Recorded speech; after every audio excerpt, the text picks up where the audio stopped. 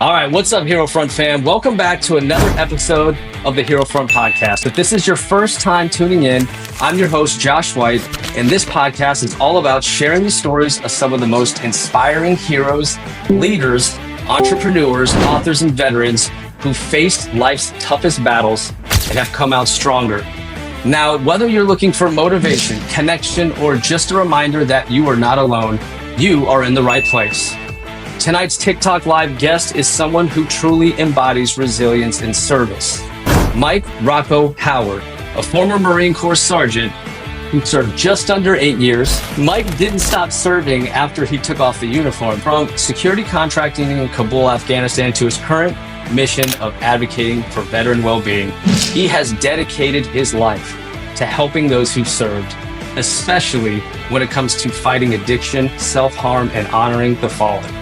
It's just one of those things, man, where hearing that just kills me, because if people knew that this community was here and knew that there's people out there like myself and so many others that will get on a DM with you, that will text you, that I've given my phone number out to probably like 17 veterans in the last 3 weeks. If you've been on TikTok or Instagram, you might know him as Poopin' Mike, where he and his team have built a following of over 400,000. Literally, God put Cooper into my life. And I say that firmly and with a crap ton of conviction behind it, because literally the day that I had a one-on-one meeting with my boss in 2020, because our security guys at the job I was working had noticed that I was constantly going out to my truck. And it was because I was literally having symptomology of PTSD at my desk. But today, we're going beyond the content. We're diving deep into 3 crucial topics. The first one, veteran well-being and ending self-harm. What's driving the crisis and how can we make a real impact? The second one, addiction in the veteran community. How does it take a hold, and what does real recovery look like? Like, I absolutely love feeling everything out. I absolutely love the clarity and the peace in my mind and the ability to connect with people like you and I are doing right now, and like has happened to me. And the third topic, honoring the fallen and their families. Why keeping their legacies alive is just as important as supporting the living today. Yeah, man, you're giving me goosebumps just walking me through it. I'm telling you, dude. I just want to give you credit, man, because not everyone can do that. It's a very rare thing to be able to show love like that. Because a hero is never truly forgotten until the last time their name is spoken. Their name is going to continue to be spoken. And their family is going to continue to know that there is somebody out there who gives a shit. What's up, Josh here, and I got a quick update for you before we get back to the episode. Just give me 30 seconds of your time, because there's 2 things that I just have to say to you. And the first is just a tremendous thank you from the bottom of my heart for listening and tuning into the show week after week. It means the world to us, and it really is a dream come true to not only be sharing the incredible stories of these guests, but to then inspire so many of you listeners. It has become my life's purpose, and I cannot thank you enough for supporting me and so many others on this journey of positivity. But secondly, it's a dream where I feel like we are just getting started, and the sky is the limit. I am so excited to see where this goes, and I'm so blessed to have you on this journey. And if you appreciate this message, if you appreciate what we do here at the HeroFront podcast, please follow us on this app. Hit subscribe. Now, if you do that, here's the promise that I'm going to make to you. I am going to do everything in my power to make this show as good as I possibly can now and going forward. We're going to deliver the guests that you want me to speak to. We're going to have the topics that you want to hear about. And of course, we're going to keep doing all the things that you've always loved about the podcast. Thank you from the bottom of my heart. Now let's get back to the show and let's get after it. Yeah, dude, I swear to God, man, turning 40, retiring from the military, man, this just been so much change in my life lately. I feel like, I don't know if you remember the show Quantum Leap. Mm-hmm. So he would wake up. Yeah, like he wouldn't want to. I think he was trying to find his own life, but his consciousness, he'd wake up in another person's body, and he'd kind of have to like navigate this new life to move on to the next one, trying to find his original life. That's what it's like when you get out the military. Oh, like, for sure, bro. Like you just wake up and you're just a different person. You're in a different life, a different job. I'm even in a different house. Yep. but like all my stuff changed overnight. So it's been Well, for have you, a it's whole even new crazier respect. because you retired. So that's all you've known for what, 20 years, 20 plus? How many Yeah, did you do altogether? 20. I did 20 years, 6 months. Okay. Just so you know, you're not allowed to say 21 years. I've been corrected many a times by people that actually looked my stuff up because I used to say that I was in the Marine Corps for 8 years because I did 7 years, 11 months and some change, like weeks away from 8 years. And people looked at my Yeah. stuff like, you didn't do 8 years. So why do you say, okay, bro? Then I did 7 years, 11 months, 2 weeks and whatever. There you go. That bros. You're welcome. Right, man. I got hit up by a few vet bros. Like I always heard of that. But I never been personally affected by it until I posted my ribbon rack. Oh, yeah. They'll get And you then then. people, they were just like, they kind of drew me into an argument. Like, eh, just poking at me, like, oh, well, that's funny. You don't have this. You don't have a combat action. That's weird. Thought you said you Yep. were like a veteran. Like, wait a second. Wow, I have to have a combat action medal now? Like, Apparently. I'm in the Air Force. That's like a few career fields that would ever even maybe get that. Yep. It's not like the Army where it's much more common. But yeah, man, this guy just kept pulling that thread, and I kept taking the bait, and I was like, damn, he That's why you got just me. got to get to a point where you're like, uh, delete, block, and move on, man. That's all I do with most of them. It's very rarely that I feel like clapping back. Right. Well, that was the first one. I fell for it, but I'm not gonna fall for it again. Oh man, when I But first got on here in 2021 and I would get negative ones, it would ruin my entire day. I would like oh, literally let really? it. I could like post a video and have like hundreds of thousands of views and have like 3, 4 thousand positive comments, and then find like the one that's like, you're a piece of garbage. You should get blah blah blah, and I'd be like, man, that just ruined my entire day. And now I'm at the point where I'm like, yeah, oh look, now they're all positive. Look at that. Yeah, you got a little more resilient about it, right? It takes practice putting yourself out there. You know, you at first it is kind of jarring because you're trying to do something positive. You're trying to help people. You're trying to showcase stories and other people who served. The last thing you would think is that someone would interpret that in a negative way. Oh yeah, So I think it I think happens constantly. initially it catches you off guard, like really bad. And it is hard to you can't wrap your head around like where they're coming from. Like, what is the problem? I don't understand.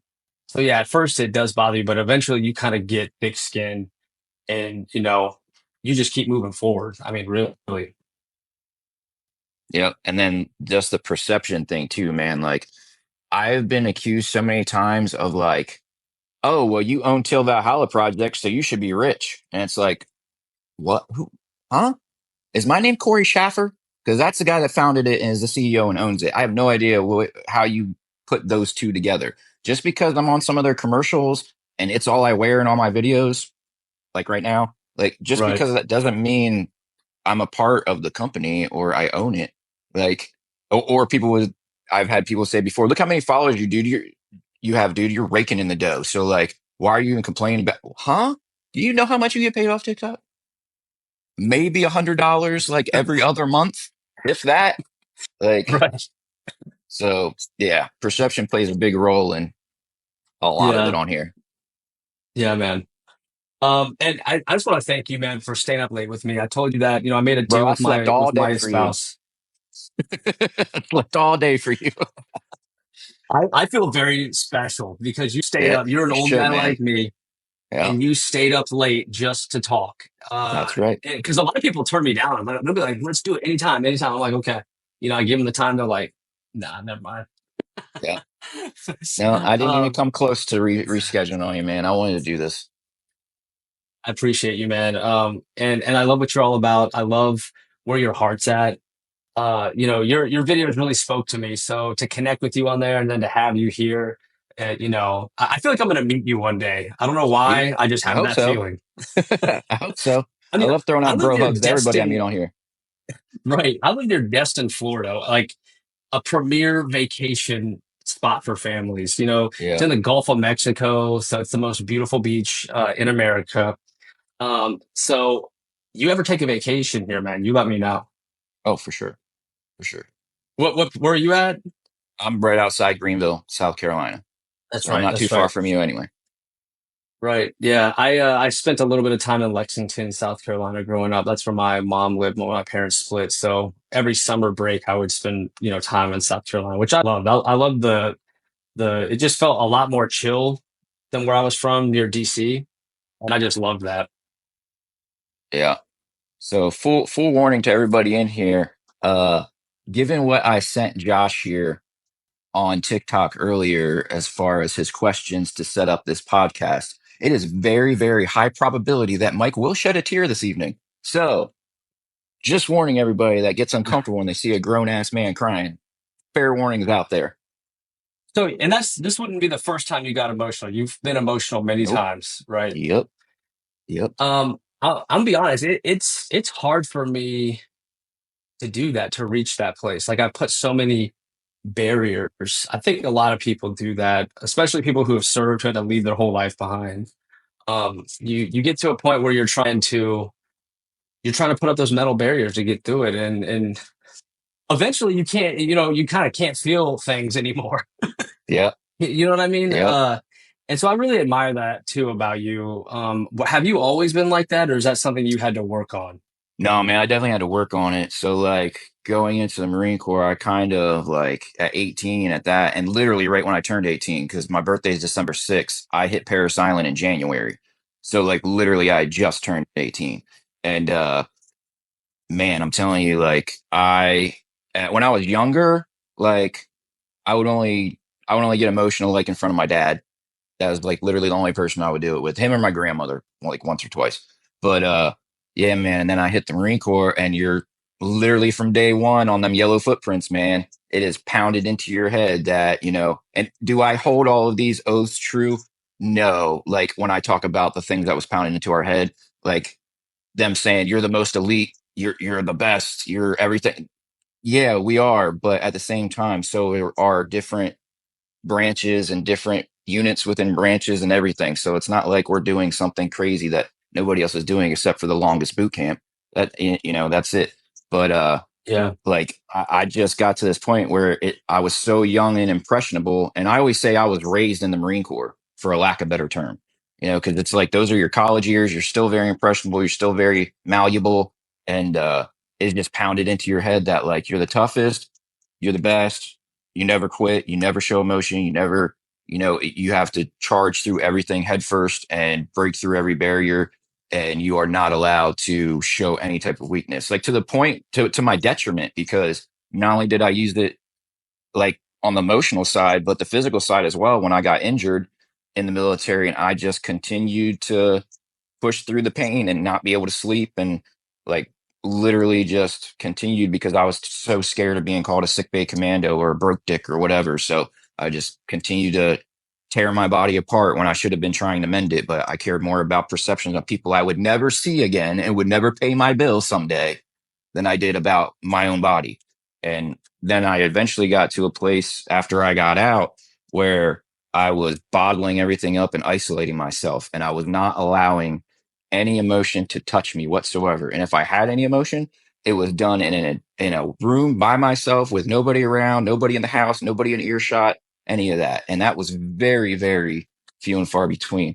And then as I got, I got addicted to opiates, and that numbed everything. So then I didn't have to worry about emotion because I was numb 24/7. And then when I finally got sober, that's when like I started really feeling like, okay, I've seen the derogatory and negative side of what happens when I bottle everything and I isolate. Because when you bottle stuff up, doesn't matter what it is. You can throw a Mentos into a Coke can, shake it up. When that pressure needs somewhere to go, guess what happens? Mm. Explodes. And exploding is what I would do. Like I would lose my crap, and I did not want to be that person anymore. So I started really being intentional about like, okay, if it comes up, it's coming out. That's it. Like I don't care. I don't care. I've been called all kinds of crap in my comments. I've fully been worked over by the vet bros for shedding tears on camera. But it is very important for me to show that I'm a full grown ass man that has lived life for 39 years now, experienced a lot of crap in it that no human should. Uh, and so have all my brothers and sisters out there. And I know what it's like to not feel like you can let any of that out. So like when I got to a point where I was just like, I'm just going to let it go. I literally like, if I feel it, it comes out. I don't try to hide it. I won't look down and like, hide my face. Like I might like wipe and kind of look away for a second to what. That's about it. I'm gonna let everybody see it because I want other men to know that they can do it too. Because I would much rather you cry in front of other people and go home and have a good night with your wife than bottle it all up, then go home and snap on her because it comes out and explodes. Yeah. So I had to get Yeah. intentional about it, man. Yeah, man. Yeah, that's something I'm working on. I've been working on. I went through the whole phase of snapping and letting the anger outburst, and yeah, just not good. It's not good when you lose control. I had my career in jeopardy a few times. Um, yeah.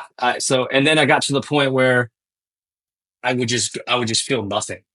I just was Yep. numb for many years, and I gotta say, I would have given anything to been able to cry. It sounds weird to say, Yeah. but when you feel nothing, I'm sure that to me that was the worst feeling ever. So, I bring that up just to say that I admire you emotionally, what you've been able to do, and it is powerful for someone like me who's trying to still figure that out to see you and the things you talk about, the connections you make. It means a lot, man. So thank you for that. I And appreciate you, brother.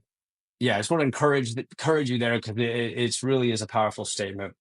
Mike, welcome to the Hero Front podcast. You embody the exact type of guest that I look for. You're already a best friend in my head, so hopefully you feel the same. But I wanted to start off with just a few personal questions, just to get a little bit on your background in case folks don't know. Okay. Let's start with why you actually joined the Marines. Okay, so the dude right over my right shoulder, I literally pulled this out for a reason because I knew this question would probably come up. So not that picture behind me, but this one right here is one of two that sat on my grandmother's mantle in Dover, Delaware, where I basically grew up at her house. This is my grandfather, Lieutenant Colonel Michael Joseph Howard, my namesake. So I was the favorite grandchild being named after him. Yes, he looks ironically and crazily like John Wayne, and he got people stopping him and asking him for his autograph constantly. So it's pretty bananas. But I love. he tragically passed in a training accident. He was a fighter pilot in the Air Force, hence the plane that he's standing next to back there. Um, and he died in a training accident in 1969 when my dad was 13 and his younger brothers were 11 and 9. And my dad, sadly, was the one that answered the door when the officer and chaplain came to let them know that he wasn't coming home. And my And whole time that's growing, terrible. yeah, man. So I'm from a Gold Star family. I saw it growing up. I know how the families feel after the funerals and everything are over. So I grew up staring at that. She had a painting of him on the mantle sitting inside the cockpit of one of his jets and literally would just sit there and stare at it every day. Um, and from the time I can remember until I was 17, and then I was ready to enlist. So, funny story. I enlisted in the Air Force Reserve first.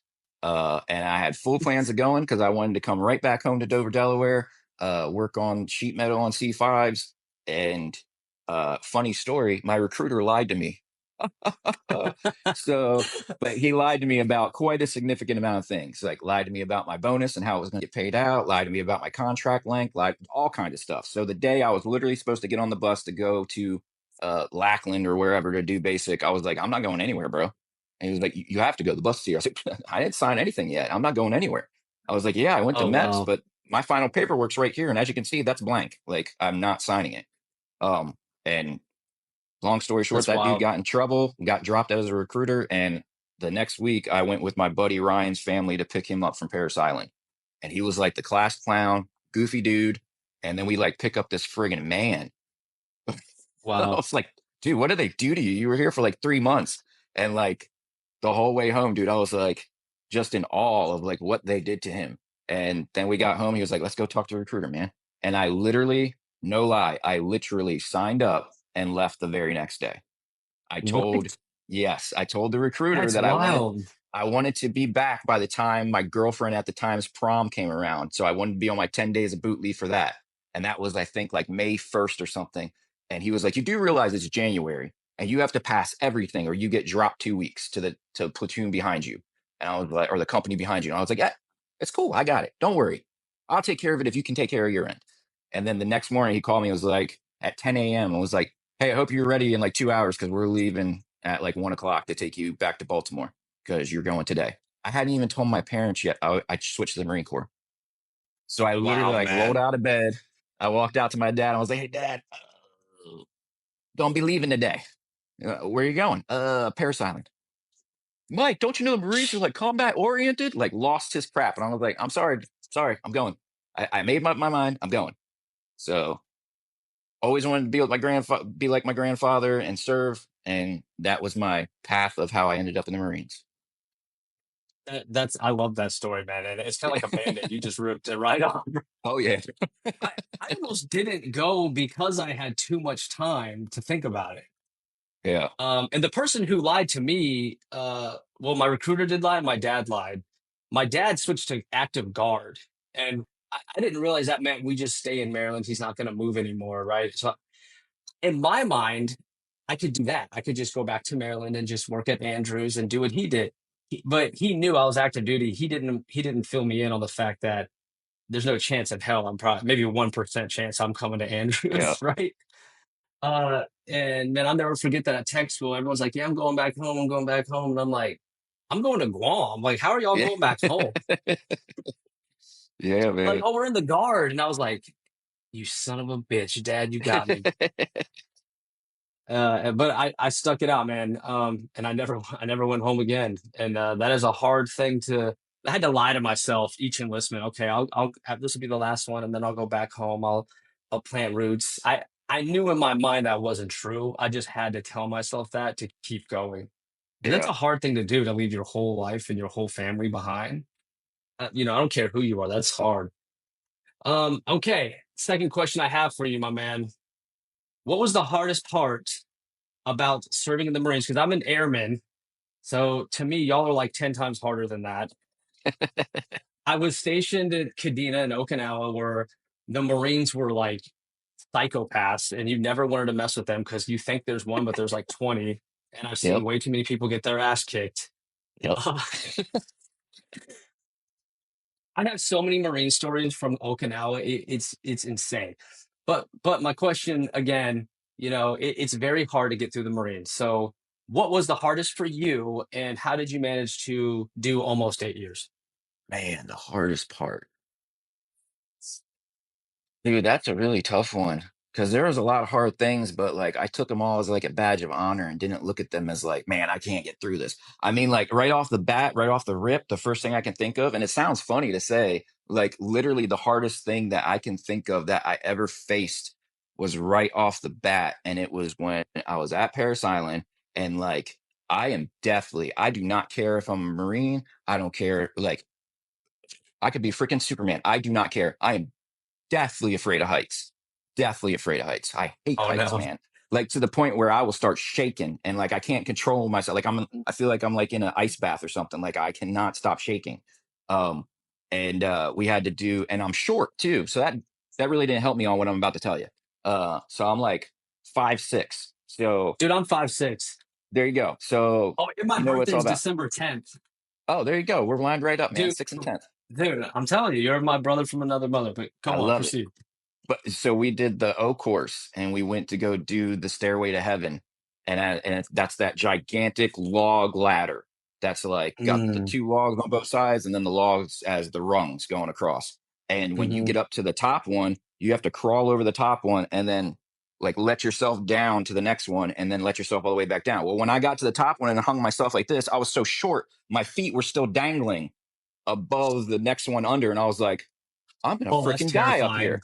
I'm gonna That's freaking terrifying. die. Like so like I like had to like let go and then just like trust that my feet were gonna catch me. And luckily they did. And I did like a perfect like stop, jump off, grab. Like I was like, I can't believe I just did like my body just went into like autopilot or something because I definitely didn't pull that off. Like I won't take any credit for it. It was all nervous system or something. I don't know. But that was probably and then when we did the A-frame, which is where you gotta like climb a rope and then walk across logs and then go all the way up to this other log that's like a big gigantic A and there's a rope at the end of it that you have to hang down from. I'll never forget. Again, my height, totally a problem on this one because you have to hold on to the log and reach out for the rope. And as I reach out for the rope, I'm like this much short trying to grab the rope. Oh And I no. just see my hand in front of me like this. And I was like, come on, man. So I was just like, and my senior drill instructor was down there like, you better jump, you little bitch. And I was like, okay. I Feel just like like you've been a leapt off ninja of it. warrior. This shit. Yep. So I just like leapt off of it and grabbed the rope, and I was like, "Oh, thank God, I got it." Because if I would have missed, I'd been falling onto that gym mat or whatever they Oh. had down there, and I saw a couple people falling, and it did not look like it felt good. So, No, I mean that mat is deceiving. It looks cushy, but when from that height, yeah, that's gonna hurt oh like yeah, hell. yeah. So luckily, I made it down the rope. I didn't fall. I didn't eat it. I was able to grab it, but man, my height really screwed me a lot of different times throughout my service. It wasn't made for guys like us, but you know Nope. what? We're resilient and we get through it. So Yep. I appreciate that story, especially being 5'6" myself. Um, all right. So before we get into topics, the last question I often ask this to service members, but is there any proudest moment in your career as a U.S. Marine? Any moment where you still reflect on to this day? Bro, hands down, the day I was handing my Eagle Globe and Anchor. I know that one right off the bat, man. Like going out and doing the Crucible the way that we did. I went to Paris Island January to April. So we went out and did the Crucible, and it was still cold as a mother out there. And we had to like get our 2 hours of sleep or whatever, strip all the way down because, you know, if you go into your sleeping system with your camis on and then wake up and come out, you're going to be completely full of sweat and get hypothermia. So Lily made us strip all the way down to our skivvies, jump into the sleeping system, get maybe an hour or two, whatever it was, hop back out into the freezing cold and put it all back on. I hated it, man. I hate the cold. It was miserable.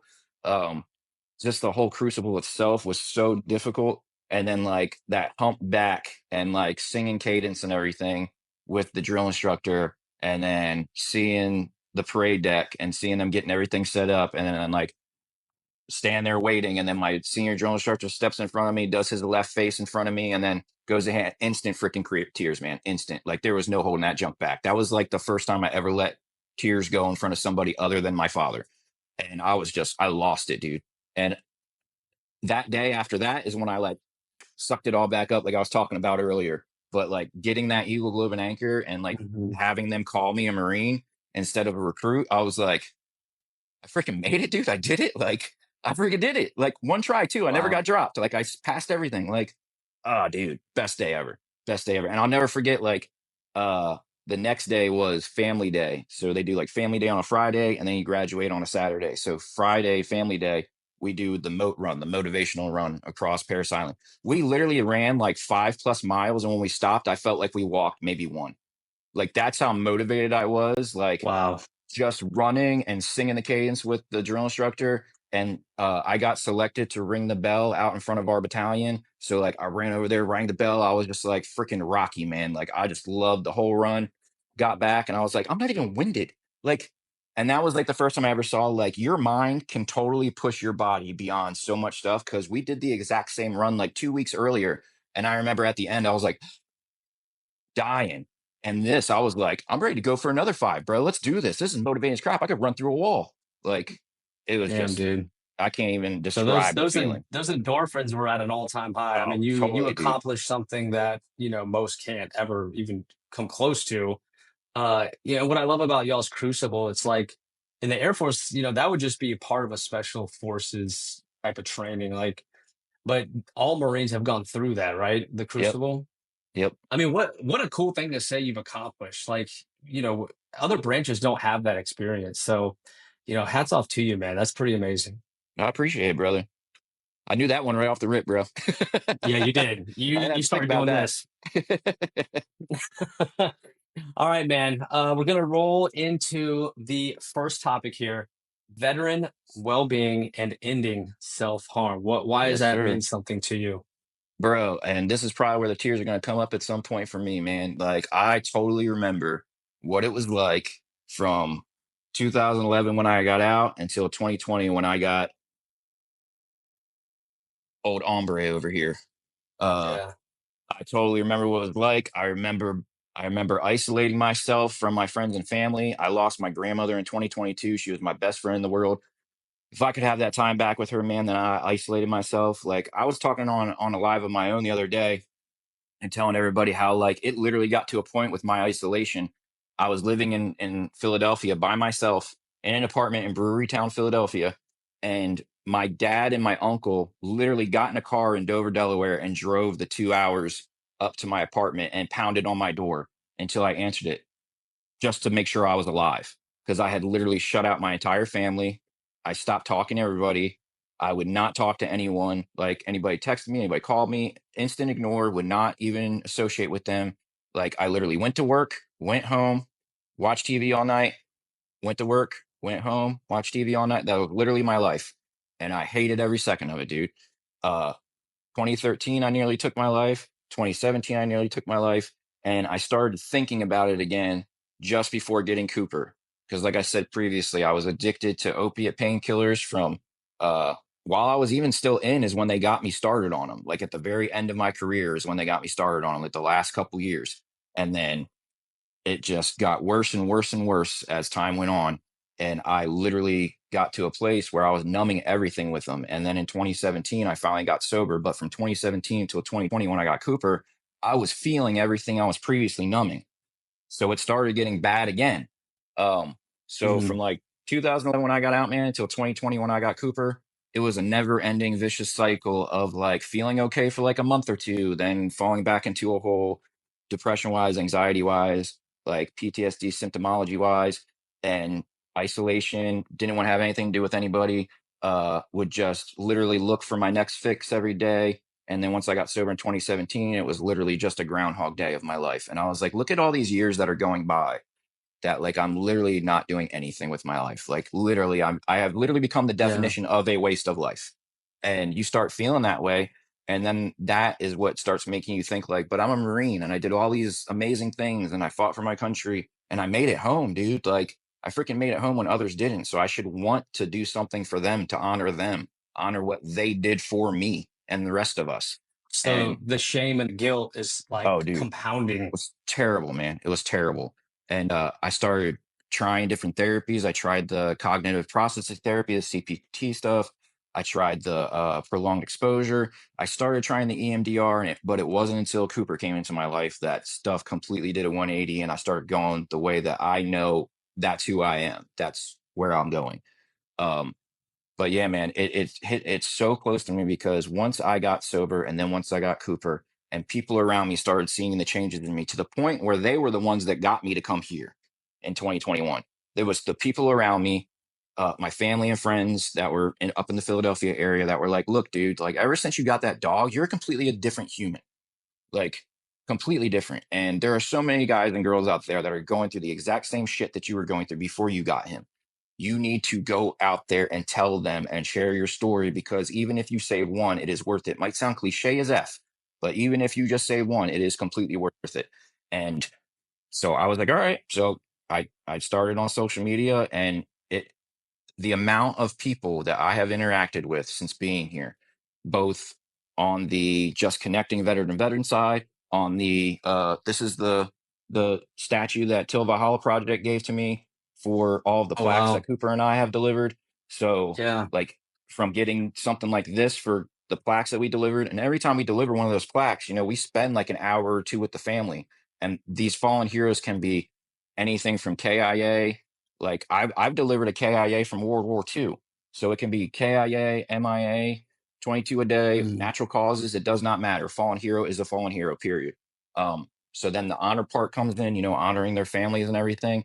And it's just a big combination of like God telling me, like, this is your purpose. Like your Yeah. job is to take care of your family financially, but this thing you're doing, this is what I put you here for. So keep doing it because it doesn't matter how old I get, right? I'm always going to be a veteran, always. Even when I'm a freaking old fart on my deathbed, I'm always going to be a veteran, and my story is always going to be the same. So whether I share it now, whether I share it when I'm 92, it could potentially Mhm. save someone. So God has put me on this track of this is what it's going to be, and That's I'm not amazing. I'm not complaining. I'm not arguing with them. But yeah, man, it was majorly because of what I went through myself and knowing that there's so many others out there still going through it. And the fact that the statistics are completely off. Like if somebody actually did the real statistics, there's so many that don't get counted for X or Y reason. Um, they don't know if it was a suicide or it was an overdose, so they blame it as an overdose and they don't classify it as a suicide. But we all know that they overdosed because they were trying to kill themselves. Like Mhm. it's Right. just one of those Yeah. things where we know it's way more than 22. So Yeah. And man, everything you're saying is touching me, man, because for 10 years that was me. And I never raise my hand and ask for help. I should have, obviously, but I saw other people's careers getting impacted. Like their life only got harder when they asked for help. It's come a long way, but this is back then. So I would have kind of just accepted that I might just drink myself to death. One day I'd wake up with vomit on me. I got to the point where I got a heart virus. I was hospitalized, almost lost my life. Yep. Um, real dark place. And I was convinced, I remember this, like I thought if anyone was successful or healthy or doing well, I thought they were faking and they were lying because I didn't think a happy, healthy life was possible. Honest to God, I did Yep. not think it was possible. I've completely given up. I was Yep. just waiting for the day I didn't wake up, because I drank too much and I choked in my own vomit this time. So everything you're saying, man, is I know that feeling of isolation. Like I Yep. know how low and how dark those times can get. And I'm with you, man. The fact that I've made it out of that as you have, what greater thing can you do than let people know that it's possible to turn it Yep. all around?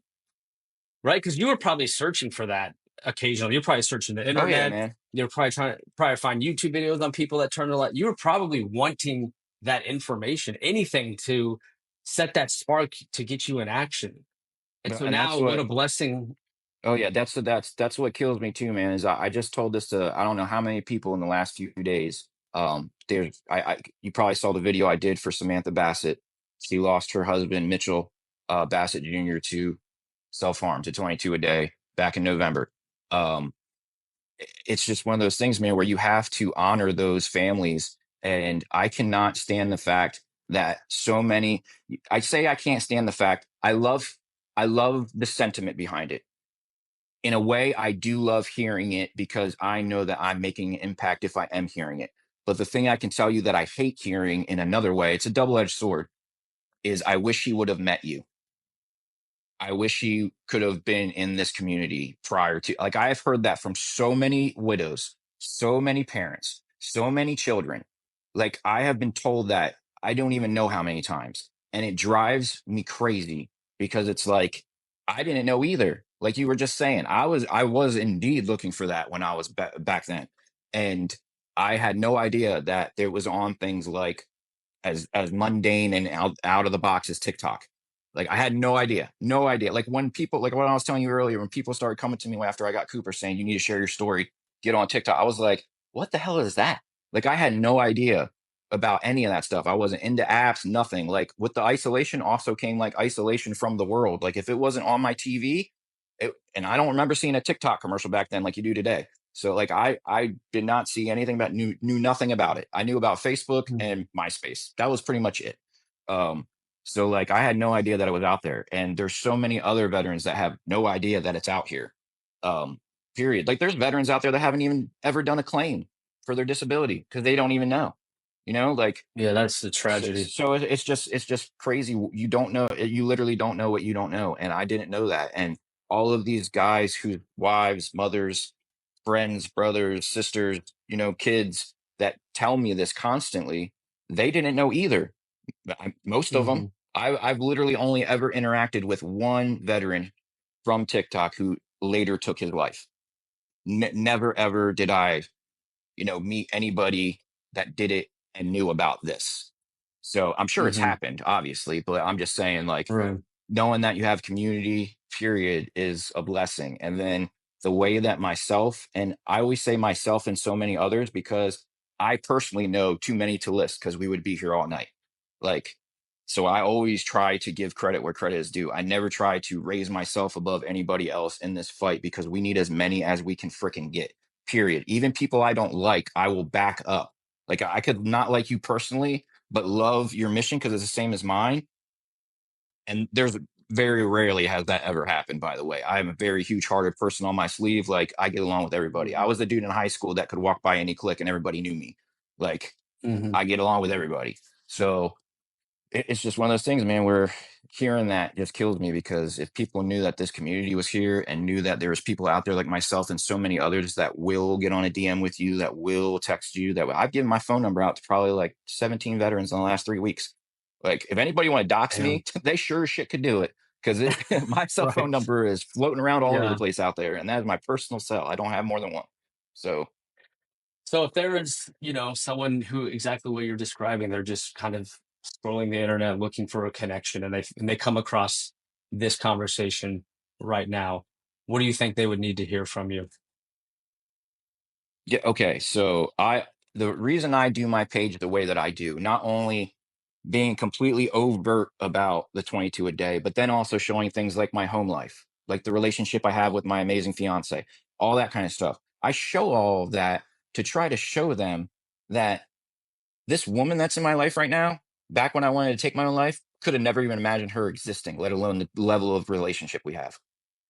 This dog I have right here that saved my life, prior to him coming into my life, could have never even imagined he existed and he would have the ability that he did to save my life and do a complete 180 with it.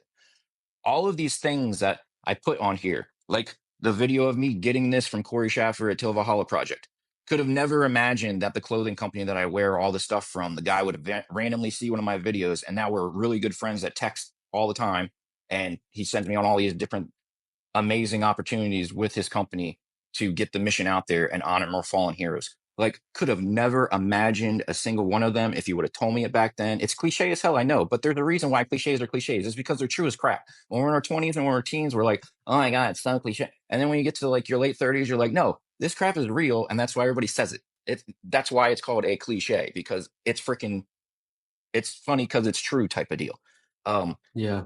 and it's just one of those things, like, you don't know, again, you don't know what you don't know, and you literally do not know what is possible in your life if you're not here to live it. If you're not here, how the hell Yeah. are you ever going to know, unless God shows you when you get upstairs, hey man, this is what it could have been, but you went this route. Hmm. Like, Yeah. I don't know. I'm very in touch with my religion. I believe in God. I'm a Christian. And, I was taught when I was a Catholic, all kinds of crap.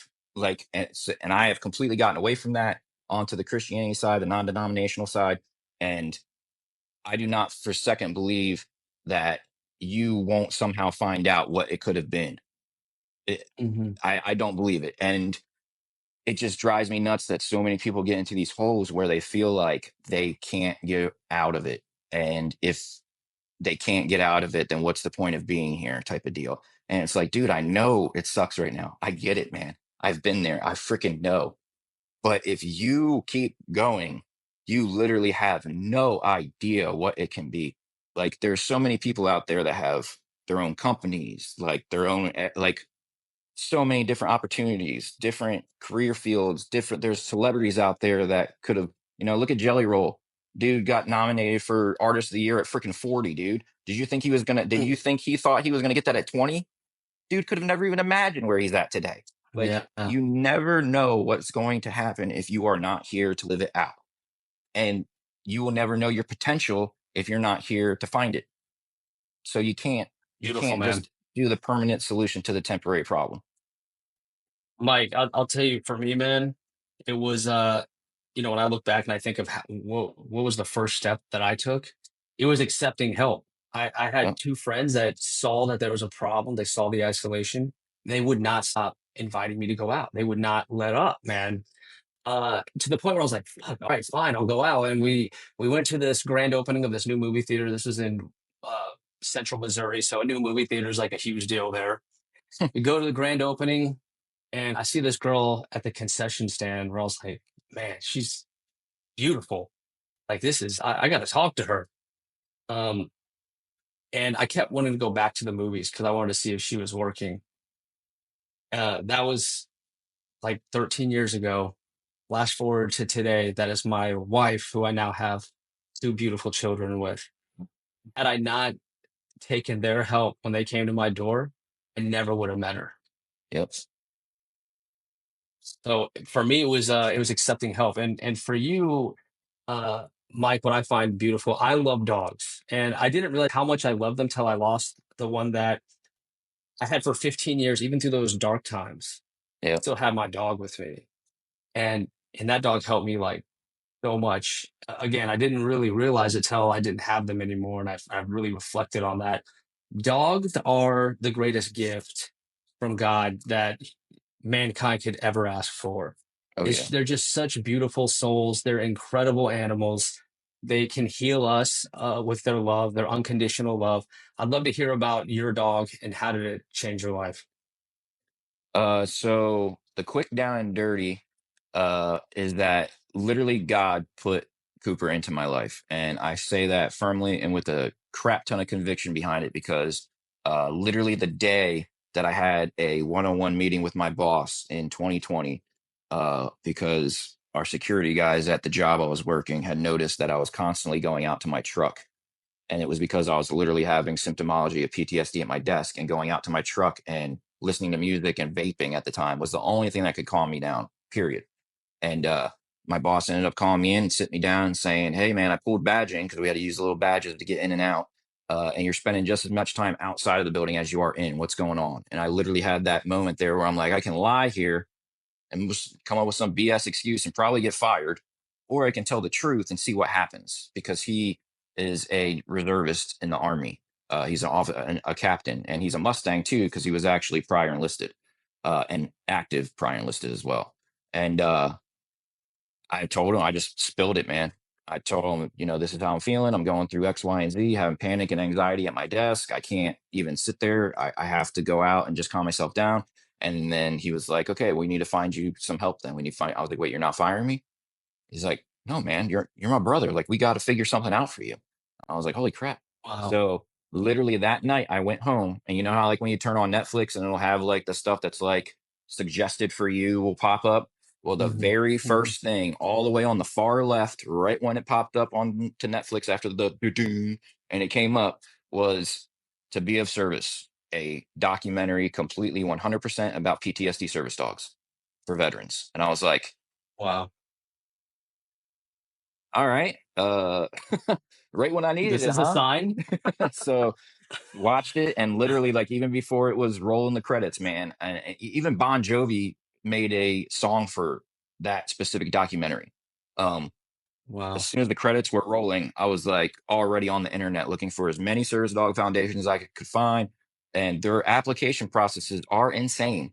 They are long, thick packets, and anybody will tell you like they do that for two reasons. One, yes, they literally need all of that information about you. But number two is that the people that don't fill out all that stuff and just throw up their hands, they're the ones they're trying to weed out because they're trying to get to the veterans that are truly trying to commit to this and do whatever steps they ask you to do to show that you're Hmm. committed to this process. And I was all scheduled to go out to one of the places that was in the documentary called Patriotic Service Dog Foundation out in Cali. Had my flight all set up and everything. And then, like a week or two prior to I was supposed to fly out, I got a call from Jennifer at Alpha Bravo K9 in Philadelphia, and she was like, "Do you want to come meet a dog named Cooper?" And I was like, "Hell yes, I do." And I called the guys out in California. I was like, "Hey, the place right in my backyard that I applied to right here in Philly just gave me a call. Please bump the next veteran behind me up in line. Um, but I don't need you guys anymore. I got it covered here." Went and met Cooper, and it was seriously like instantly, instantly, man. He ran right up to Wow. me, hopped right up on my lap, started licking the crap out of my face. Would not leave my side. Like right there, the very first time I met him. Um, and she was like, "Yeah, this is definitely gonna work. So let's go ahead and let's do his fine tune Wow. training, and I'll call you in about 6 weeks." And then she called me 2 weeks later and was like, "Yeah, his fine tune training is completely done. I think he met you and he wants to go now. So I can't rightfully keep him another 4 weeks when I know he's ready to go now." So I went and Yeah. did my 2 weeks of training with him, did our public access tests together, passed. And the very first night I had him, he woke me up from a nightmare. The very first night. Oh my And God. I literally sat up and was in tears because I'm sitting there having this terrible nightmare about over there. And then I just feel this freaking tongue licking me and him and a pounding. He was literally bumping me with his face, with his Wow. muzzle. And so I had like freaking dog nose smudges and Yeah. freaking snot on the side of my face. And I was like, I just Yeah. sat up, started crying, and just hugged the shit out of him. I was like, "Dude, this is gonna work. This is gonna work."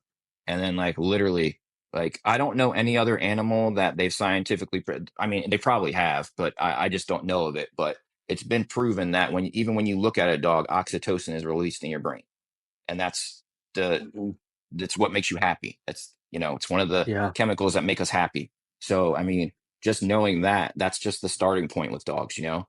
Um, and then just, he was always there, dude. So I had like a little cot for him on my desk at work. If my leg started going, he hops up and puts his head on my leg. If I put my hand in my mouth and start trying to chew my nails, he'll jump up and smack my hand away from my mouth. So I don't go into panic and keep going down that tunnel. Um, dude, I can't even explain all the things that he does, dude. Oh, it's It's really amazing. truly centered you to have him in your life. Oh yeah, big time, dude. Like I am deathly afraid of the day that he has to pass. Like he's just now started to get white up under his muzzle. He's 5 now, and I'm just like, man, Mhm.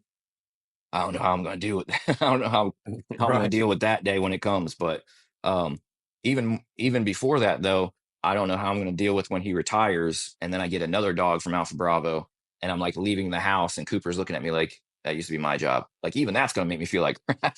But that's Yeah. just gonna be another thing to adapt to, I guess. But yeah, man, it's amazing what they can do, and just how they know, man. Like you want to talk about, okay, so what's one of the biggest things that us as men have when getting help is what you said, the asking for it part, right?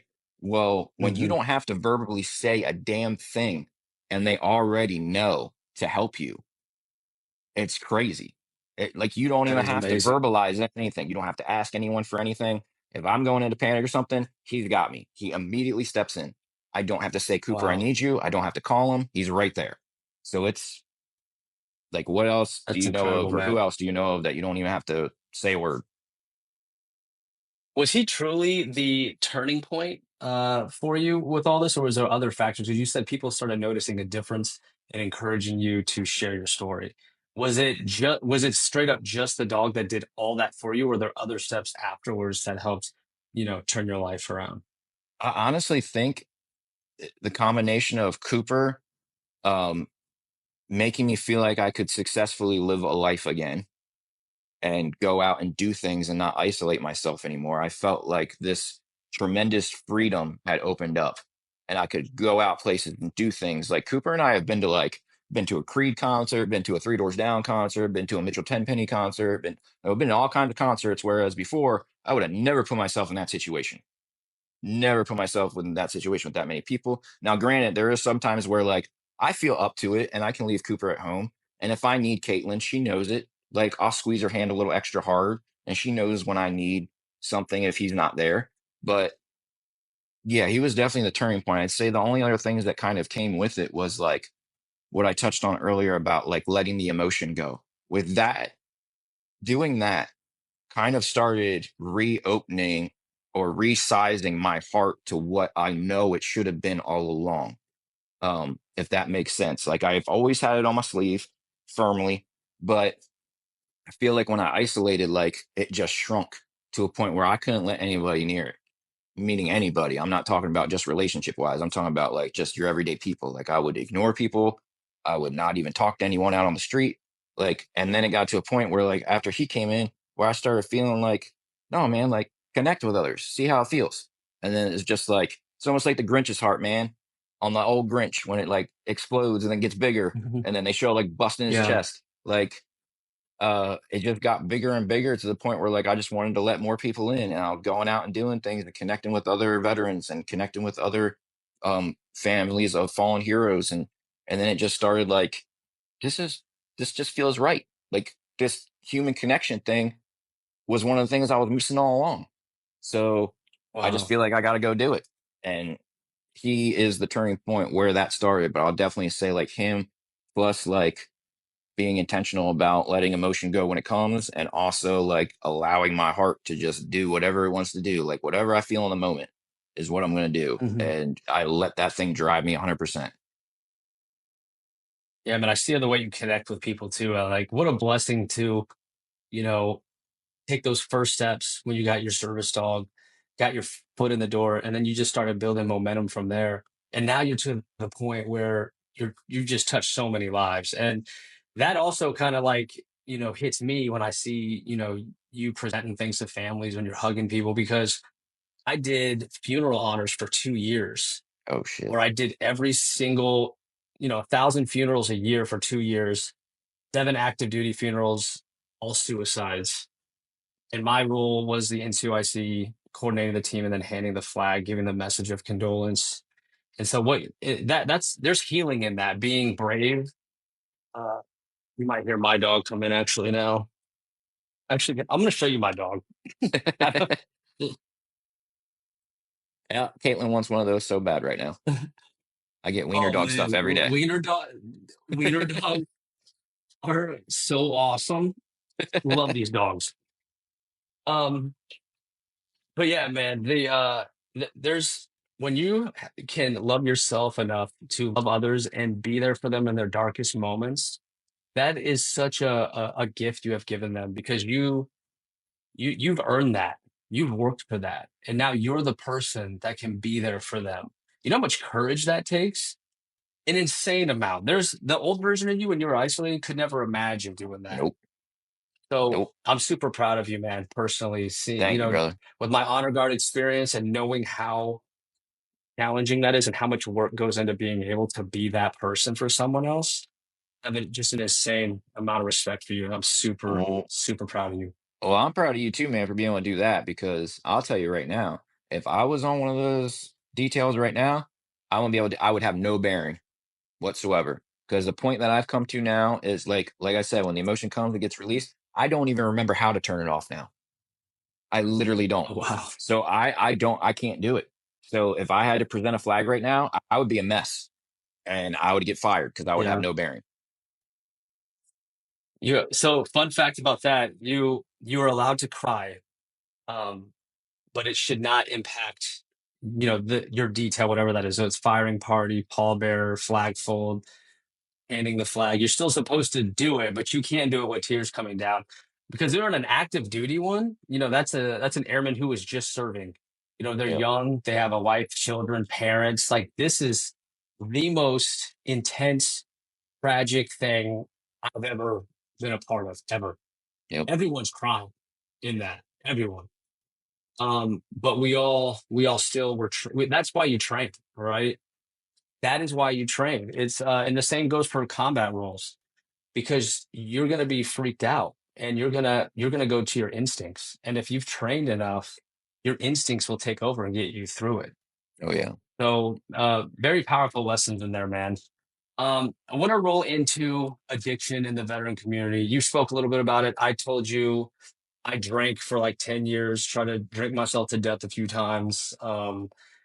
I felt it. I see addiction with veterans that have gotten out of the service. It's very common. I think it's part of the 22 a day. I think that's a cascading downward cycle that a lot of people get stuck in. So I was hoping to hear your thoughts on your own journey, and just really any advice and tips you have for anyone out there that could be listening to this that is dependent on a substance needing help. Yeah, man, it's so easy for us to fall into it because from day one, like most branches, it's a part of the culture, right? Like you do something good, let's go have a drink. You got a promotion, let's go have a drink.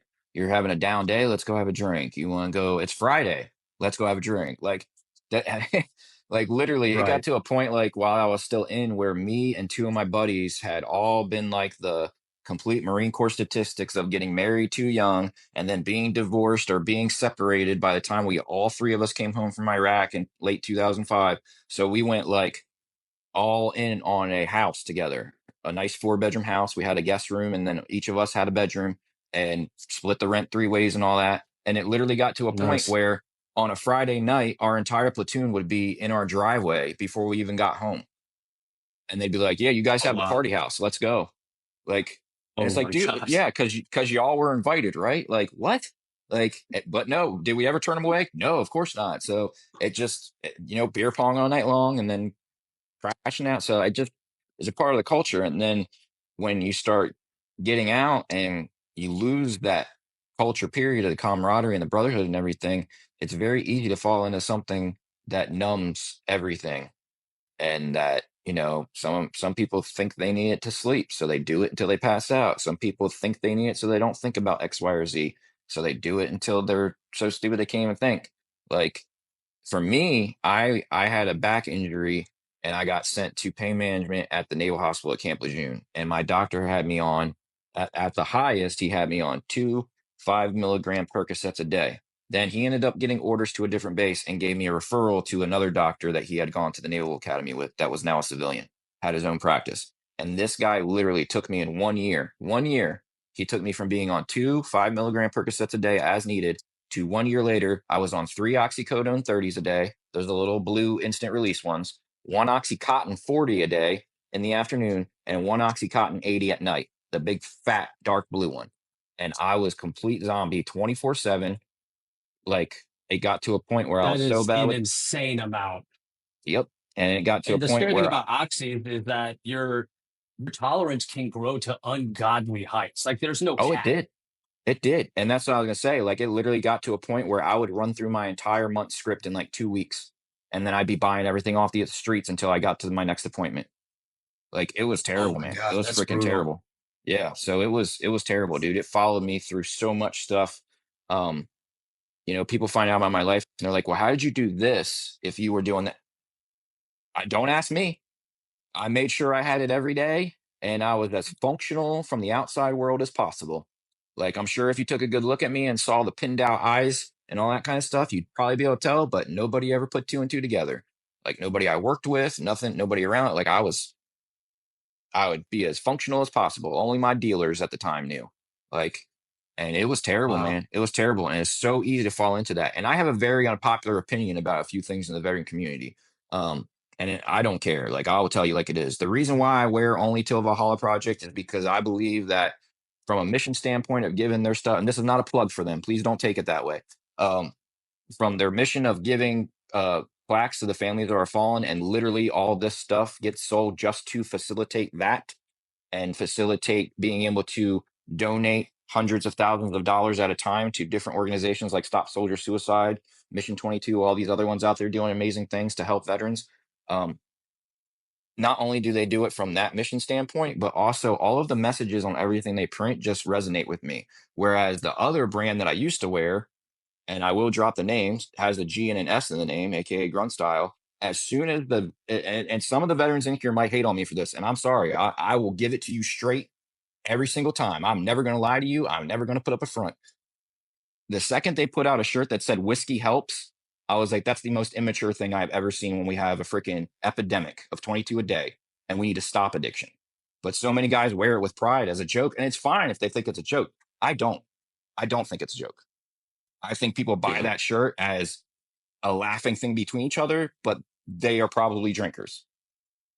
And that's Yeah. just my Yeah. that's just my 2 cents. I feel like some of these brands out there are very unhumble. They get in your face, and that's why a lot of people out there don't like veterans.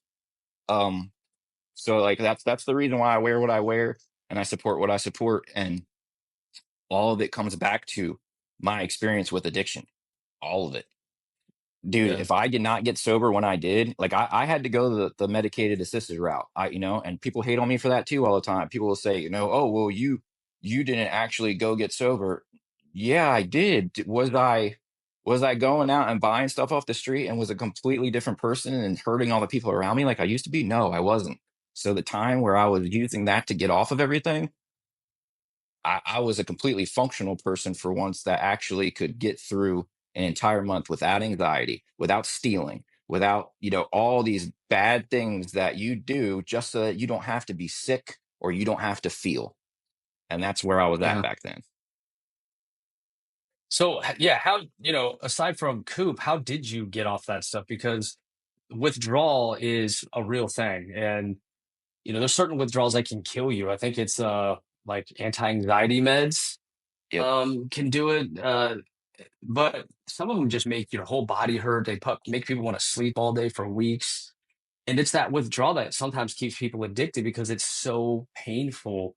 They would do anything to stop feeling that way. And I know painkillers is up there with some of the worst withdrawals Oh man, imaginable. I How will how never did forget. you get through that? Bro, I will never forget, like, again, the power of the mind when it comes to things that, like, you can't change. So when I was doing the contracting out in Afghanistan, I had a full legal script that I brought out there with me. Like, I even told the people that were sending me out there, when you send me for this piss test, I am going to pop. I am on painkillers. And they sent me and still gave me the job. So when I went out to Afghanistan, I took my little bottle with me.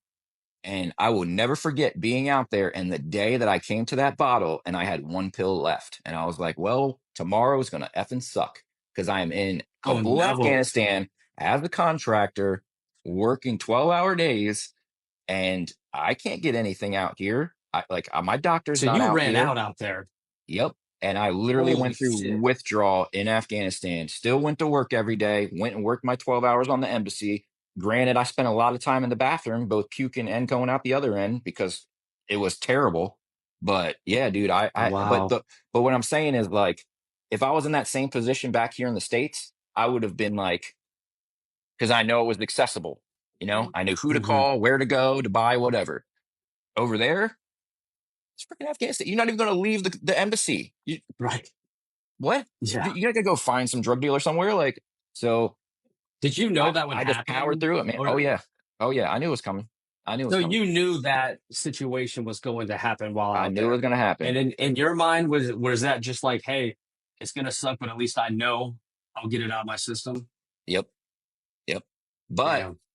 not not much unlike people that go to prison and then come out and start smoking again or doing whatever again, or even like us, like smokers that go to boot camp and then they come out of boot camp and start smoking again. Uh, when I got back home off of contracting and I left that job because of the deployment schedule of 90 over there and 30 at home, it literally got to a point where I would go over there for not my 90 days and then I would come home.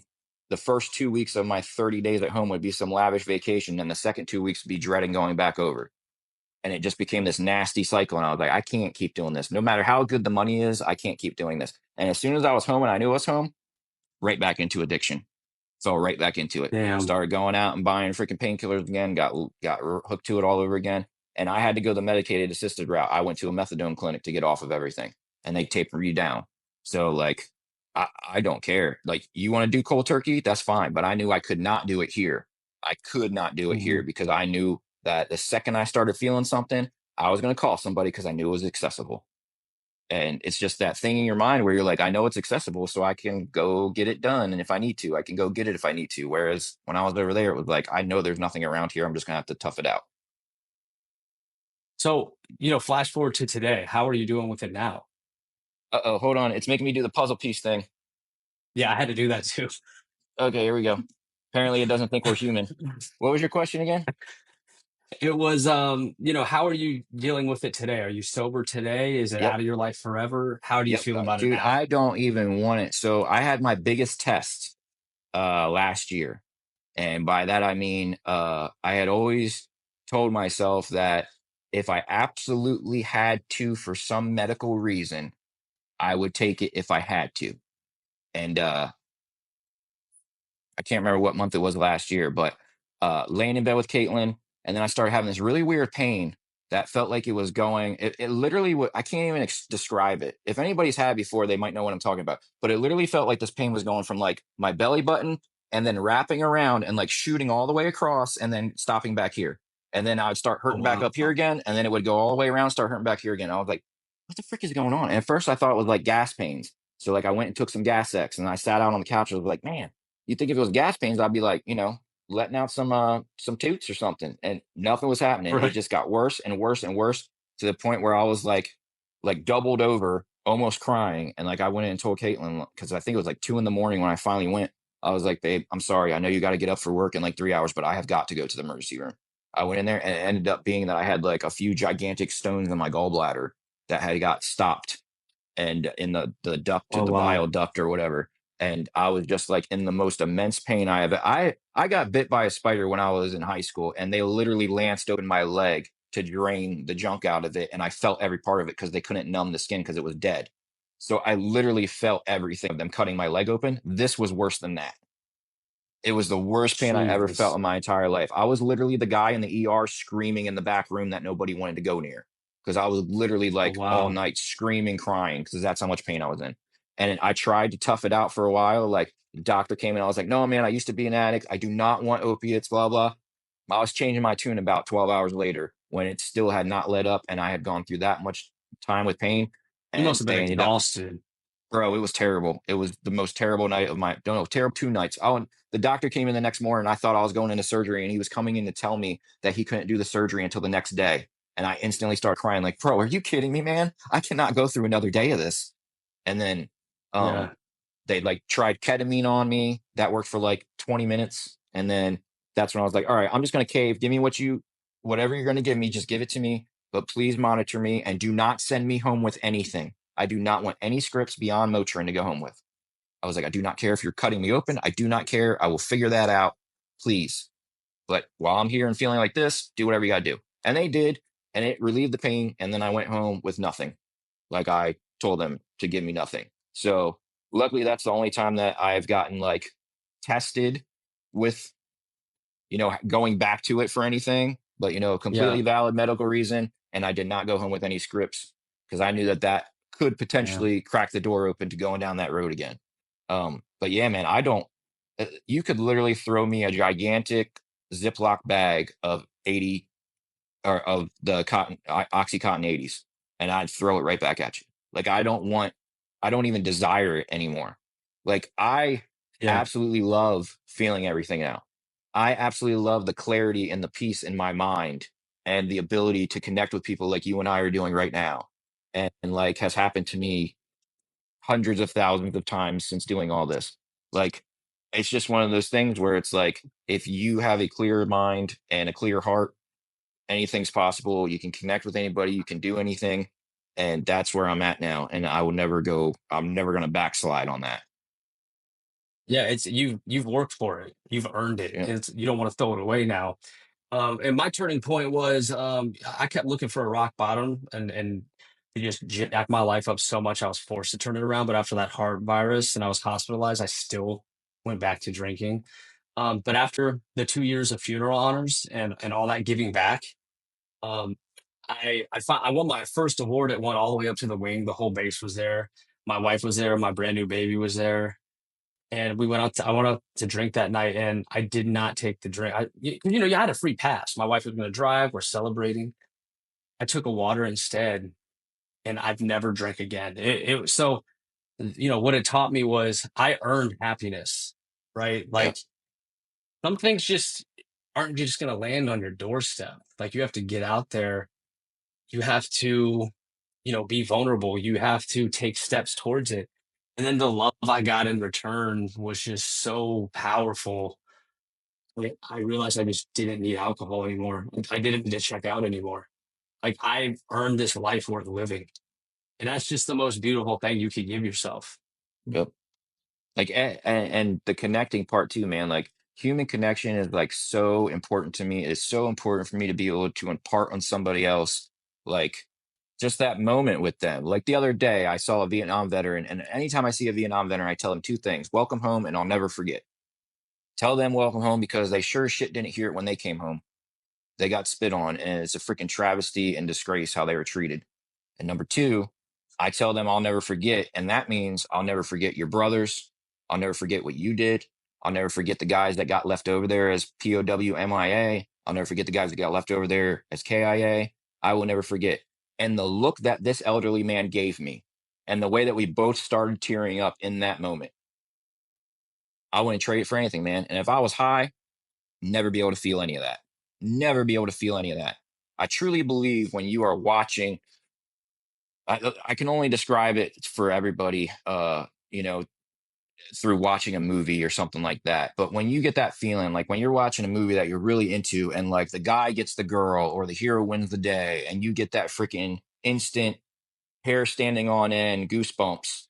Like I live for those moments because I get those when I'm interacting with other people. And when you get that, truly, in my opinion, that's your soul trying to reach out of your body.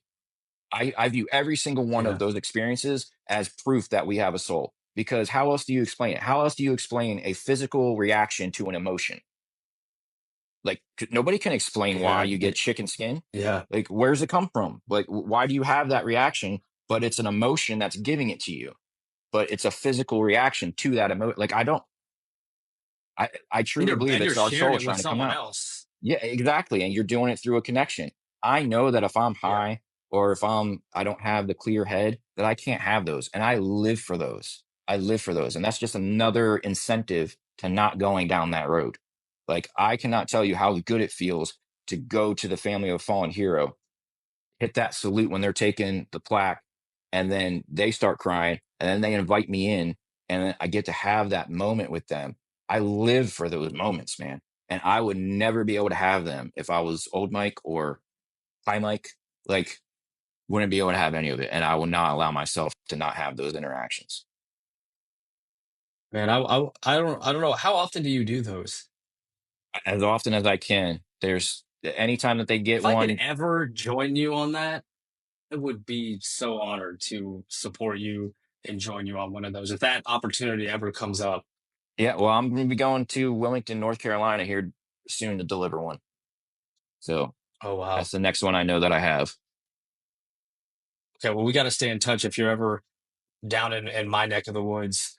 I'm still accumulating leave. As you know, I just started my civilian life. So I'm starting with like no leave right now. So if you're ever in my neck of the woods, yes. Otherwise, I will build the leave and we will one day make that happen. Which brings us to our last topic here. Coop and Mike's mission, honoring the fallen and supporting their loved ones. So this is what you're all about, man. You've worked your ass off to give back, Yeah. right? Yeah, You've man. been through hell. You've been through the Marines gauntlet, active duty, deployments, been put in actual danger. Then you had the isolation, wanting to reach out, but going further and further down the rabbit hole, becoming an addict, giving up on yourself. You've been through so much to get to the point where you can give back, and you do it beautifully. I mean, again, I did honor guard. I've handed flags. How brave and how much you have to love yourself first and how much shit you have to go through to even be able to connect with someone like that is Yeah. tremendous. And it's just a beautiful thing you do, man. And I would love to hear um, some stories about it, how you got started and where you hope to see it go. So initially, I just got started like on TikTok, period. I was living at the time up in Pennsylvania, and right down the street from where I lived is what was still there right now, but I'm not, obviously. Uh, the Delaware County Veterans Memorial in Newtown Square, Pennsylvania. It's a beautiful memorial, has a big like half semicircle monument that has a bunch of pillars, and across that semicircle says "Lest we forget" in the big marble. And then it's got like all the flags and everything. It has a whole bunch of like miniature walls that look like miniature walls, Vietnam memorial walls with all the names in them. And then it has on the backside, there's like a hall of prayers. It's like this big enclosed thing. Uh, it has like the big seat for the POWMYA. That's like a big marble seat. And then there's a soldier's cross statue there, like that one. And then there's a huge statue there of like a one-legged man. Well, I didn't know until a few times of going there that that one-legged man just happened to be the statue of William Wild Bill Garnier. You know who that is if you've ever seen Band of Brothers, because he's from Philadelphia. And his granddaughter's actually on TikTok. I got to connect with her, Debbie. She's Oh, amazing. wow. Yeah, so I got to connect with his granddaughter and his son Gene. And met them at the statue and got to, spend time with them. And that's kind of where it started, was just me and Coop going to this memorial, doing some videos. If you scroll all the way down to the bottom of our page, you'll see like all the old videos at that memorial, like all of them I did there. Like literally, I would go there and do every different angle I could do at different statue spots and different spots on the wall, or with the flag, or with Wild Bill's statue, or with the Soldier's Cross. Like I would just do as much as I could there. And then from there, it just kind of branched out to like doing stuff at my house, and then doing like the 22 push-ups on camera and stuff. And then Corey Schaffer, the founder and CEO, who's also a Marine Corps veteran as well, of Till Valhalla Project, saw a video of mine and saw, I guess he went to my page and saw that literally in every single one of my videos, I'm wearing Till Valhalla Project gear. And then he did a video about like show me your closet, let's have a contest for who has the most gear. And me and another guy like tied each other. Like you go up to my closet, I'd go up there right now, but Caitlin's in bed. But if I go up there and showed you, like literally my entire walk-in closet is nothing but these flags, like Wow. like all the way, dude. I have a ridiculous, it's probably like 300 plus shirts up there. It's ridiculous. I have a You're problem. making a But believer out of me, man. I'm gonna start buying this stuff, I'm man. telling you, man. But he saw those videos of me and he wanted to thank me. So he like reached out to me through the actual Till Valhalla Project, profile on here. And when it came straight from them, I was like, oh my God, that's so awesome that they're reaching out to me. And it ended up being him. And then he brought me down to Florida to give me that statue. Complete Wow. surprise, just surprised me out of nowhere with it. And just wanted to give it to me for all the like even this placard on it right here says to Coop and Mike for honoring the families of the fallen and guarding their legacies, or no, guarding the legacies of their hero, whom we will never forget, from your friends and family at TVP. So, I mean, It's it's, amazing, man. yeah, dude. So like that was just for all the plaques that we did. Because I signed up to be a legacy guardian with them, and they just started, every time that somebody in my area came up on their plaque queue and had one made for a fallen hero, they would hit me up. Corey went so far as to put me on their internal Slack channel for the company. So like anytime they need me, they can just send me a Slack message and say, "Hey, Mike, can you do this plaque here?" Yeah, I can. I've never So turned can one I down. volunteer for that in mine, like in the Yeah, Panhandle of Florida here? Because there's yeah, Probert Field, there's Eglin. I mean, there's Army Rangers. Like this yep. is a military rich. I'm sure there's probably stuff Oh like yeah. that happening here. Yeah, well, Till the Hollow Project is in St. Augustine's, so they're down in Florida too. But yeah, you have to go on their website and apply to do it, and they send you like a legitimate contract. Like you literally have to sign a contract that tells you like all the do's and don'ts. It's very like by the book. They really want the honor to be there and all that. But yeah, after Corey saw us on that video, and the fact that that's all I wear, like we struck up a friendship, and he went so far as to send us out to Utah to shoot legitimate commercials on our freaking like actual set with actual cameramen and all that. I mean, it was crazy. Like we've gotten to do so many amazing Wow. opportunities and experiences because of it. But I'm telling you, man, the trip out to Utah, the trip to Florida, none of it compares to a plaque delivery. None of it. It pales in comparison. I got to there's one on my page. I think I'm going to repost it here soon because I know at least on my Instagram they took the sound away, so you can't even hear what I'm saying. But I had one last year. I think it was last year, where I went to the family while they were at church and they were doing a church event, and the mother knew I was coming, but the father didn't. And they asked me if I could do it on stage and present it to them on stage in front of everybody at the Oh, wow. church. And I was like, I have no problem with that. Old Mike would have been like, I'm good. I'm not public speaking. I'm not doing any of that. No, I will do whatever you want me to do. You tell me. And because there's an area for the family or whoever applies for the plaque to put in special instructions or special requests. That's how we've done a lot. There's been a lot of people that go and apply for the plaque on their site, but please have Coop and Mike be our legacy guardian. And that's how we've done Oh, wow. quite a few of them. Um, but yeah, we went to the church and went up on stage, and I said my bit about like, and this is probably where I'll tear up if I'm going to tear up anywhere in this, since I haven't yet. I don't know how I haven't. It's probably because I'm trying to get everything out. But I went up on stage and said the whole bit about, and it's true. It's absolutely true. I say it all the time. When these families, no matter if it's 22 a day, KIA, natural causes, any of that, they lose a person or they lose their fallen hero, after the remembrance ceremonies, after the funerals that you took part in, all of that, everybody else goes home and that family goes home too. But after a while, they start to feel like they're the only ones still remembering them. They're the only ones still Mm. honoring them. They're the only ones that still care. And I'll be goddamn, dude. I'm never going to let that happen. Never going to let that happen. So being able to go to these families and say things like that in front of that group and that church, and then calling that family up, Mr. and Mrs. Van Wagner, can you please come up to the stage? And like they both came up, and I got to present to them for their son Christian, cracked my salute, gave them the plaque, and the whole church was nothing but tears. Whole freaking church, like 100+ people all crying together. It was amazing, man. I live for that. Like that, those experiences, I live for it. Yeah, man, you're giving me goosebumps just walking me through it. I'm telling you, dude. Um, what I just want to give you credit, man, because not everyone can do that. It's a very rare thing to be able to show love like that, and I'm in the bleeding special heart, way that brother. you do it. What I love about you, man, is that you care so much. Like, what Yeah. better person to be there for a family in need? with when this stranger in their life cares that much. I mean, that is such a special thing that you do, and you're such a special person because of it. I So appreciate it, thank brother. I you. can't let Thanks for them being think there, man. that. I appreciate it, man. But I'll tell you, I'll never do it for the thank yous, man. I honestly feel like having all those experiences, I should be paying for them. Like I should have to pay to go deliver these plaques, man. Because just the way that it fills you, like being able to know that their names are going to continue to be spoken, because a hero is never truly forgotten until the last time their name is spoken. Their name is going to continue to be spoken, and their family is going to continue to know that there is somebody out there who gives a shit.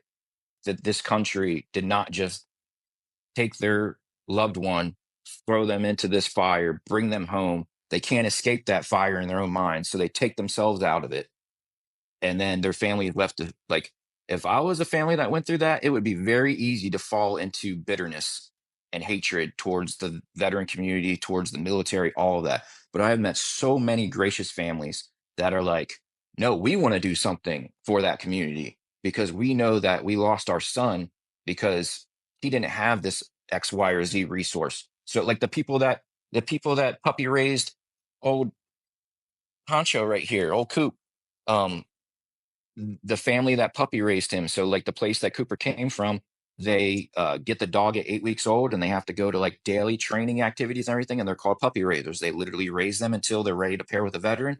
And then they let them go to the veteran. The couple that puppy raised him, Grant and Amy Smith, um, they lost their son in Iraq in 2006. And instead of hating the army and saying that's the organization that took our child and we'll never get him back, they said, what can we do to help his brothers and sisters still here? And what can we do? How can we turn our pain into purpose? So they puppy raised, and through that saved my life. And they fully Holy know that. shit. Like I have a great relationship with them. The first time I met them was nothing but tears. Got to thank them for literally saving my life. You know, um, I can't explain it Wow. any better way than purpose, pain into purpose, man. There's so many of them out there that do it. And now I mean, I'm sure you've saved lives at this point with your story, with your I hope so, vulnerability. man. I definitely I hope know so. you have. I could tell you if, when I was airman white, drinking every day, crying myself to sleep, and I stumbled across someone as authentic and genuine as you, I would have reached out. If I saw that and there's a means to do it, I would have reached out. I have no doubt that you're not only helping these families heal truly and honoring their loved ones, but you are probably saving lives as well because you have been in such a dark place yourself, and now you are giving back in such a special way. Um, it's so powerful, man. I just can't say how much I appreciate that you do what you do. It's so I needed, appreciate it, man. and it's such a beautiful thing you provide. So thank you, man. Thank you for sharing that. Thank you, brother. Thank you for having me on this so that I can. Absolutely. So my last question regarding honoring the fallen: where are you going to go with this? I mean, I feel like you're just getting started here. Man, if I had a dollar for every time I was asked this question and I gave this crap answer, because I don't know, man. I really don't. Like ever since 2021, so many people have been saying you need to do something. Even Corey Schaffer from Till Valhalla Project has ridden my butt for 3 years now saying, bro, you need to start something of your own. I started this from my garage.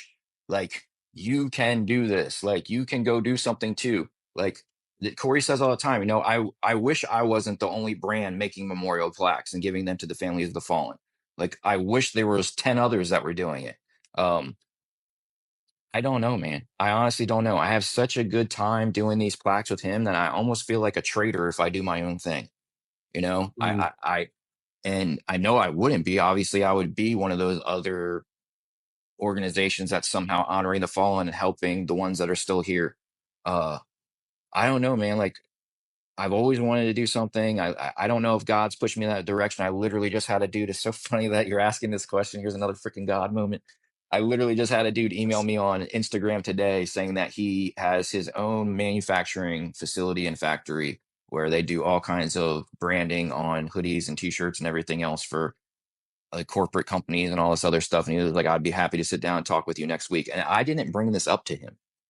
Like, I didn't say, hey, wow. man, I'm looking to do merch. Can you help me? This dude just randomly Yeah. emailed me on Instagram and was like, hey, this is what I do. If you ever want to do any type of merch or anything for yourself, I'd be happy to talk to you.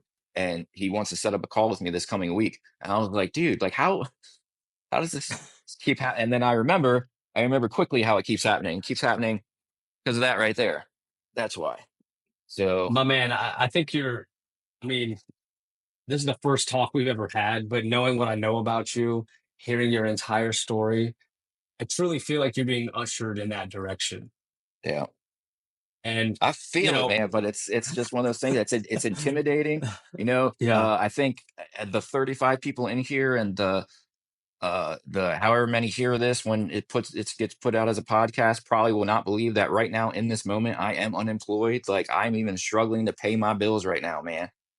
Luckily, hopefully that's going to change this coming week. I'm expecting offers from hopefully 2 different places, so we'll see. uh but man, I'm telling you, like, people would not believe that that's like the state that I'm in right now. But like, that's why I love being able to do what I do right now, is because the financial side doesn't matter right now. Like, I yeah. can do this junk on this camera or on this phone whenever I want to. And even if for some reason I couldn't pay my cell phone bill and it got shut off, I got Wi-Fi at home. I can shoot junk on here all day long and still post it. Uh, and then, the plaque stuff, I can do that. I will find a way to get gas money to get that plaque to that family. Like, I'll find a way. Um, Hmm. but having to do my own thing, like, just I don't know. It's just one of those things where it's like I've broken through so many other barriers, like everything we've already covered. I've lost 60 pounds in the last 14 weeks. Like, I really turned my health around, like, in the last few months. I got started before January. I was not going to be someone that was going to get started on January 1st and quit by January 10th. So I turned it all around, man. If we were doing this back this time last year, I'd be taking up a lot more of this screen side over here. I saw your Um, before and after picture. I know what you're talking about. You've come Oh a yeah, long way, bro. man. Oh yeah, I got a little big. That's for sure. And I say a little big because I was short and fat, so that's a little big. But yeah, man, like, I don't know. I enjoy what I do right now. I enjoy connecting with the families. I enjoy everything. Well, back to the thing with the widow that I just did the video for, Samantha. She's wanting to hold a benefit for her husband Mitchell sometime in April, most likely, and asked me if I might potentially speak at it. I love doing things like that. I've done that a time or two in the past. I think I've done it like 5 or 6 times if I'm actually counting, and done that public speaking thing, and went up in front of a group of people and just hopped on my soapbox and talked about everything we talked about tonight, but without being presented questions, and just rolled with it. I love Hmm. doing that because I have no idea who I'm going to hit in that room, but something's going to hit with somebody. I know at some point, especially when I start crying, because I always start crying. And that's usually when people really start getting hit, because they're like, oh, this guy isn't bullshitting. Like, he's Yeah. actually coming with like the real stuff here. Okay. Uh, so like, I enjoy speaking. I enjoy doing the plaques. I enjoy doing the videos. It's even a lot to keep up with just how it is now.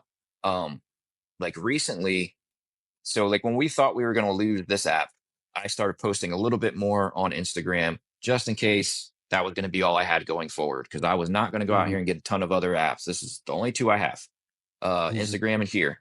And we had like 12,000 followers on Instagram, and it took forever to get there. And that was a huge part. A huge part of just that was from Till Valhalla Project, when they were pushing out ads using my account on the back end to punch out ads for them, and people would follow me through that. So a lot of that came from that. So I can't even take credit for that, really. Um, but then the big God moment that I had on New Year's Eve day at the DMV, when that young 17-year-old girl named Lindsay came out to tell me she was going to pray for me. And I did the video right after that, had the full emotion and raw emotion going from how that interaction made me feel, posted it to my Instagram. And I think that video is at like over 1 million views on Instagram right now. And Oh, wow. we literally went from 12,000 followers on Instagram to like over 35,000 right now, like in the matter of New Year's Day till now. So, Wow. and it's all pretty much from that video, that one video that I know God put in my life. And then therefore God also Mm. got it out to everybody else as well, because he's clearly moving with that video.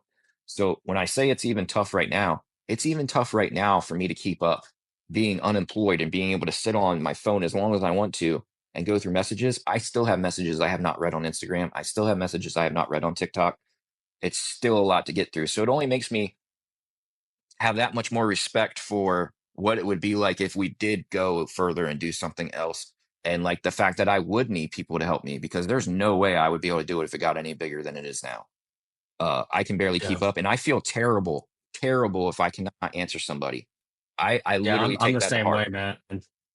I'm the same. I'm in the same boat as far as like podcast requests, right? Like when I started 4 years ago, no one wanted to come on. Now I've got a laundry list. My inbox is just full. Can I come on? Can I come on? And I don't want to say no to anybody. You know what Yep. I mean? So I'm like, it might be a while. We'll get to you, but just sit tight. That's why I Yep. started doing lives. This is actually on top of the other ones I already have scheduled, just to try to get more out there.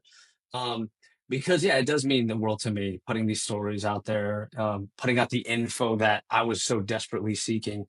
But you know what, man? I say just pray on it and think on it Yep. because there's so many directions you could take. You could start making, you could start raising coops yourself and Yep. giving them out. You could start doing your own Well, plaques with your own shirts. There's I so gotta many touch on different this, man. directions. I gotta touch on this because it's been quite crazy, and I literally have receipts. So if anybody doesn't believe me, I have receipts because I have taken screenshots, I have taken videos every time it's happened, and I've been able to document it. I have documented it. But I lost my job. Get this on November 22nd. Ever since that day, I have not stopped seeing the number 22 every single day, constantly throughout the day. Constantly. I will look Real? at my phone, and every time I look at my phone, it will be on the 22nd of the hour. Like, I went down to Alabama to see Wow. my buddies, Scrappy and Amarok, who are also two veterans on this platform, shot some content with them, went and filled my truck up on the way home with a random $80 in cash, put in premium when I'd usually put in regular. And when the pump stopped, it was on 22.228 gallons. And I was like, bro, what is happening? It is literally like God is saying directly to me, like, I don't care what you do. I don't care if TikTok goes away. I don't care what you do for work in your life. You will continue to do everything you can to drop this number and to help your brothers and sisters and to get it out there. You are not going to stop doing what you're doing, and I'm not going to let you forget it because I literally see 22 constantly. I posted a video that has 22 on it, and you'll see it in my thing. When if you go to like my profile, there's one that's labeled 22. I put labels on most of my videos, unless it's one of those videos with pictures only. I don't put a label on it, but everything else, I always put one of those TikTok labels on it. And dude, like even when I shot that video, I was on my way to Dollar General because we ran out of trash bags and I was going to get trash bags. I walked back to the trash bag section, and the trash bags I was planning on buying, every single box was 22 in the pack, and they all said 22 on them. And I was like, what is Holy happening? shit. Like, dude, everywhere I go, there's a 22 somewhere. It's nuts. It is absolutely insanity. And at this point, it is inconceivable that I can ignore it. Like, I cannot ignore it. It Yeah. is constant. And I just, like right now, there's 22 guests in here. Oh my God. Right as we're talking about it, man, you're you found your passion, you found your purpose, and you're saving lives, man. There's nothing more powerful than achieving that. And whatever direction your heart tells you to go in, man, I can't wait to see it. And I can't wait to be a part of it myself because I support you and your message 110%. I will always drive your message to the best of my ability because I I truly appreciate it, brother. believe we need more people like you voicing these topics, showing you're not only having these impactful moments, but you're capturing it and letting others in on what that's like. And that is just so powerful, man. So keep following those numbers, keep following those signs. I call them when God gives you a wink, kind of Are you winking right now again? like that's what I'm saying, man. Like clearly you are doing, God's work right now. And you really are saving lives, man. Thank you so much. And man, we went over a lot. We went over a lot today. I do So we every talked time, about bro. I do every time. we talked about why you joined the Marines, the hardest part about serving, how you got through it, your proudest moment, when you got through the crucible. We talked about 22 a day, veteran well-being, also the very dark path that you took right after you got out the military, um, the addiction that plagued you from before you got out, and fighting it, getting off it, getting back on it, that struggle that is just so brutal. You were so candid about that. And then of course we talked about Coop. right? We talked about the power that this dog put the love in your heart to help give How's up? you those. How's up? He gave you Come on. the courage to get out your house and to Ugh. take those steps. Come Oh yeah, on, he's take gonna him. make an appearance. There he is. There's the coopster. Oh, There's look Coop. right there. Oh Look right man. there. There you go. Oh, look at that mug. He's looking at the treats right here because I have treats right here. There you go. Oh, You can be paid, fat boy. That's all he cares but about, man. yeah, He just always wants to get paid. he. And then we ended with your purpose in life, that you've been through so much and you're giving back in such an incredible way, and you've touched so many lives. So altogether, man, I got to say your story, who you are, incredible. You're an incredible person, and I cannot thank you enough for being there for us veterans who need you so much with 22 a day. I Thank you so appreciate it, much, brother. man. I Any appreciate you, last man. words? Any final thought? Well, now I'm gonna start getting licked on. No, man, I'm good. I'm good. I covered everything I wanted to cover. I go over in every one of these. The one place I wish I didn't go over, in the bedroom, I never seem to be able to go over, but um, oh, my podcast, I sure go over. Nice. There you go. I'll leave you all with a joke. Yeah. Well, and thanks for staying up for me, man. You really went past your bedtime, uh, and I can't thank you enough for doing that for the Hero Front audience. I know they're going to get so much out of this, so thank you so much. This was the hero's journey of Coop and Mike, and we're out. All right, Appreciate you, man. bro. I'll hit you up on the back end. All right, everybody in here, I love y'all, but I am not staying up.